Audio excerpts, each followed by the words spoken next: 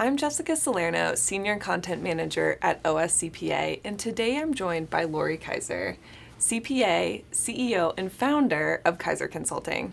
Thanks for joining us today, Lori. Hi, Jessica. Thanks for asking me. So I want to talk to you today about self-promotion. Can you tell me why that's so important for a career? So many people think that I can just do a great job and I'll get promoted.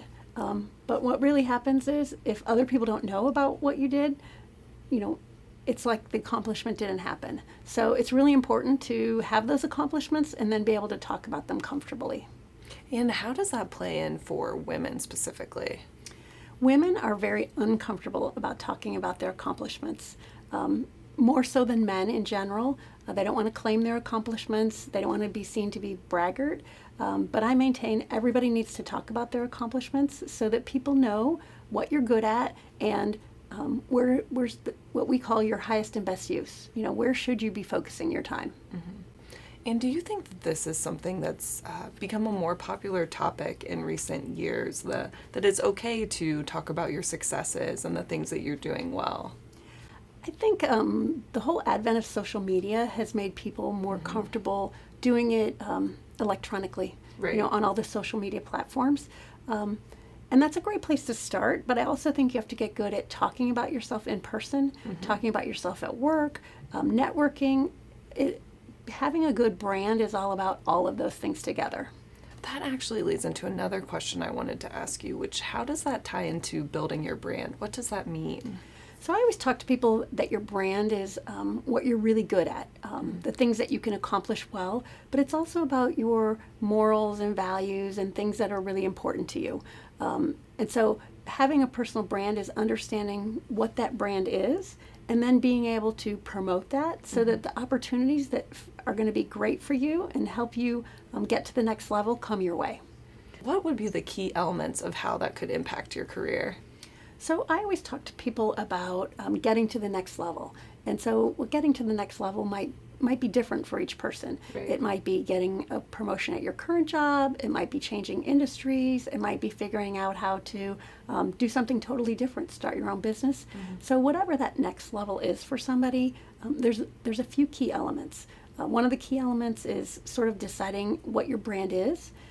And so that's what we talked about with what your superpowers are, what you're good at, what your morals and values are. And then the next step is being able to promote that.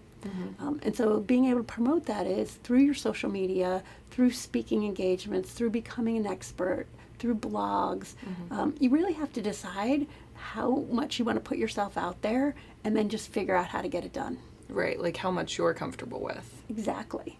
And I tell people all the time, I used to be really bad at self-promotion until I started practicing. And you mentioned earlier superpowers. Can you tell me more about what those are? Yeah. So your ordinary superpowers is things that you like to do, things you enjoy doing, things that make you happiest, things that people ask you to do. If you're somebody who is very social, maybe you like to plan gatherings, get people together, connect people. So it's kind of where you enjoy spending your time and the things that you gravitate to.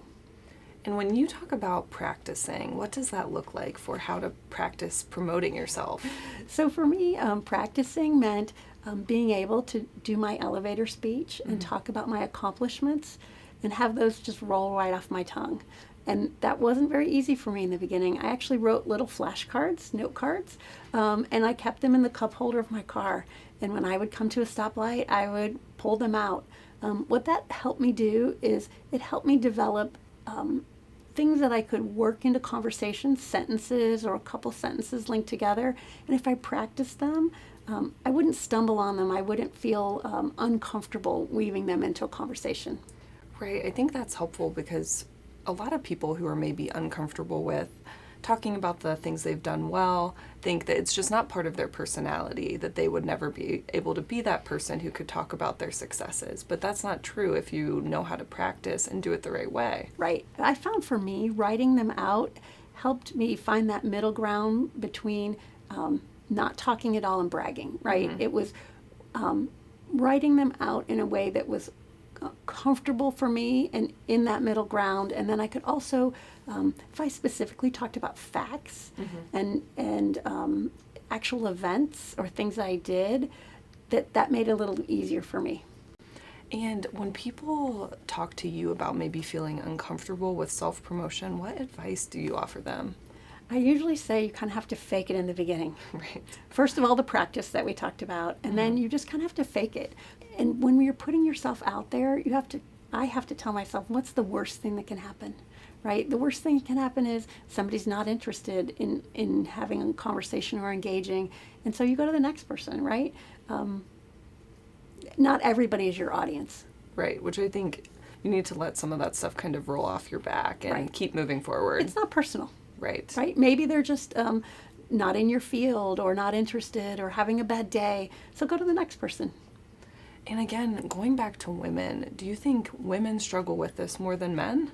Absolutely. There's a lot of statistics that show women will not put themselves up for a promotion, even if they have 70% of the qualifications for a job, and men will put themselves up with about 40% of the qualifications.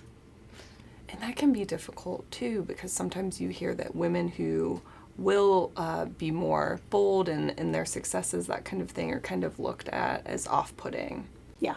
The traits that make a man assertive make a woman pushy. Right. That's cultural, and we have to get over that. Right. And so I maintain that it's every person's job, male or female, to try to reach their best and fullest potential. And so I believe self-promotion is a really important part of that. And something that I know that you've mentioned before is executive presence. What does that mean? So executive presence is made up of many factors. The biggest one is gravitas. In other words, how you own the room. And I think that has a lot to do with confidence. It's also a little bit on how you communicate, making sure you have powerful language and you can get your point across. And then it's a little bit on your presence, your physical, how you own the room, how you come in and make connections with people. So I think it's really important that people understand what that is, Right. and try to work on, the areas that they feel they could improve the most. And that's not something that just applies to, solely executives or people maybe in very obvious leadership positions. Anyone can do that. Right. I remember back to when my parents used to tell me, you should dress for the job that you want, not the job Right. that you have, right? So that was a little part of that.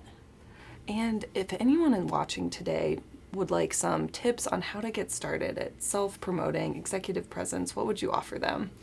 One of the things that I did early on is I asked people to kind of critique my executive presence. I gave them a couple of categories and asked them, which of these do you think that I can improve on the most? And what I did then was I committed to making a plan to improve those.